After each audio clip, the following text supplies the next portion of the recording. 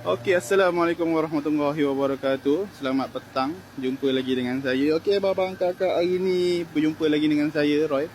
So, hari ni saya nak review sebiji Wira. Ini adalah Wira 1.5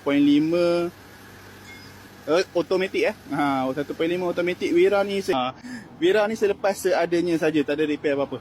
Kereta ni ada satu masalah ya bang. Kompresor aircon.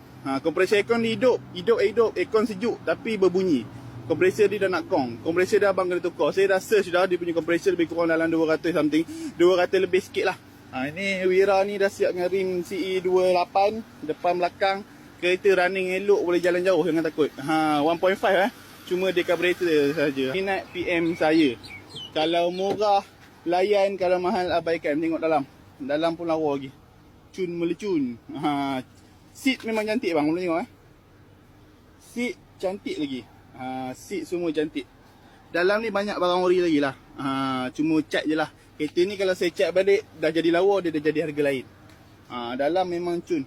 Meter semua running lagi. Semua masih elok Wira automatic boleh tengok tengok belakang dia. Saya jual seadanya sahaja. Kursi belakang pun cantik lagi bang.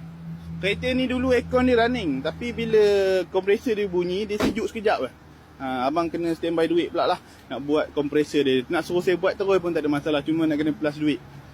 So inilah saja rupa Wira 1.5 ni. Wira 1.5 carburetor automatic. Memang cantik lah kalau rupa enjin dia. Enjin running bang, jangan takut, kereta boleh jalan jauh. Abang tengok macam ni sekarang, nanti kalau keluar dengan abang, kereta ni nanti bersih lah. Sebab kereta ni saya nak jual macam ni, saya tak nak buat apa-apa. Kalau saya cat balik 2,000, saya mesti jual mahal balik ni. So saya tak nak cat, abang kakak cat lah. Sebab cat dia pun cantik lagi bang. Tak nampak teruk pun. Cat dia pun cantik lagi.